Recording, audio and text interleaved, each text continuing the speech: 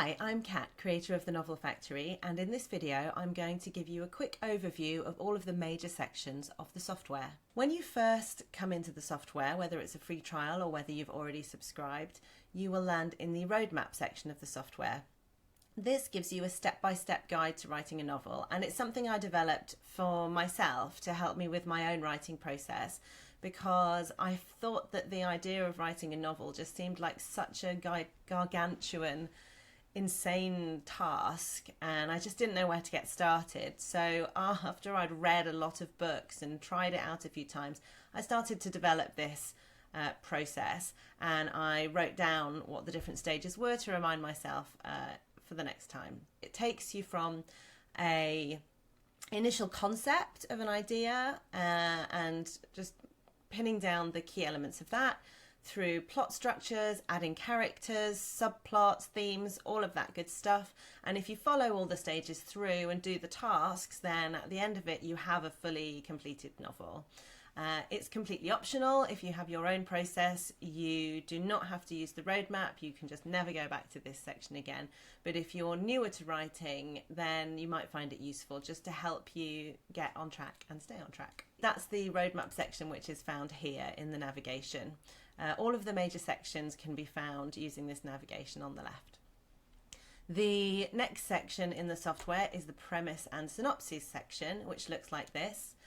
Many of the sections have panels inside, which you can open up to change the content, but we're not going to do that right now. We're just going to have a look at all the sections. So in the premise and synopses section, it gives you 4 panels which help you pin down the heart of your story.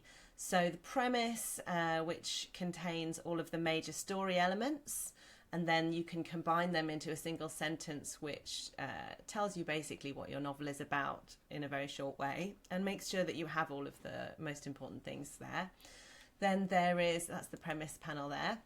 Then there's the short synopsis panel, which allows you to enter a single page summary of your novel, which is very useful. And the extended synopsis panel, which is like a short synopsis but longer. You can really go into a bit more detail. And then the pitch, which is a bit like the premise but much hookier. So this area is to give you a very, very high level concept of your novel. The next section is the plot manager. This is like a corkboard where you can put index cards. So it starts with 1 card there for you, and you can add as many cards as you like, and on each of the cards you will put a summary of what is going to happen in that scene in your novel. This links to the manuscript area, which we will go to in a minute. The next section is the subplot manager. This is kind of like a table, so you can cross-reference scenes with different threads and different characters. So for example, each of these corresponds with the index cards we just saw in the plot manager, and then you can add subplots for different things. So you might want to have a romance subplot, so you could add one of those, and then that will appear in the column, and then you can add different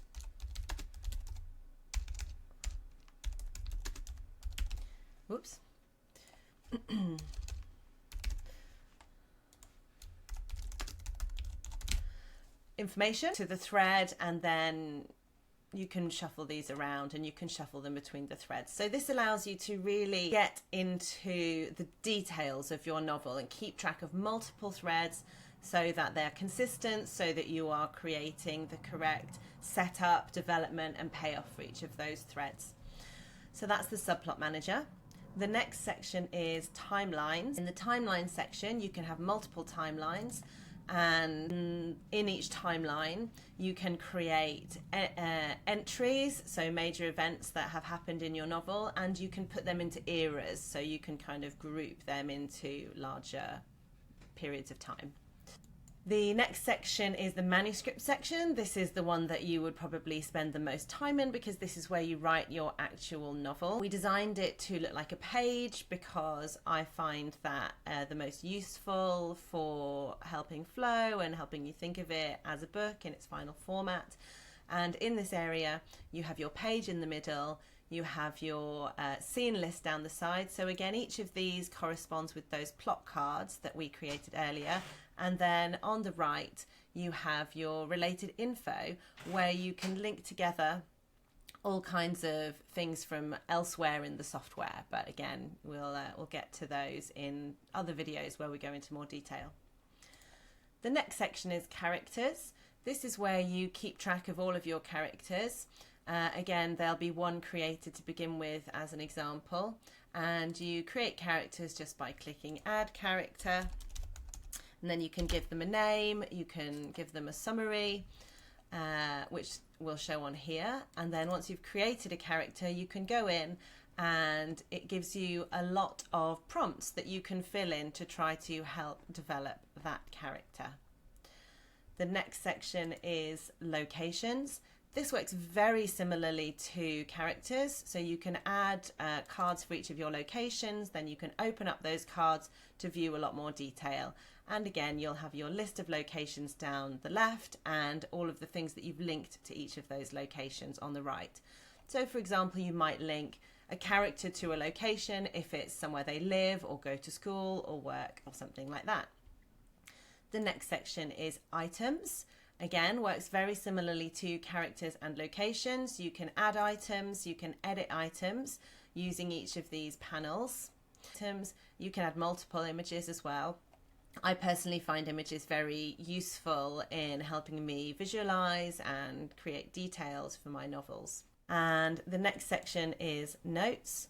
So the notes section is designed to be a kind of scrapbook, so you can keep track of your research or things you want to do, and you can move the notes around.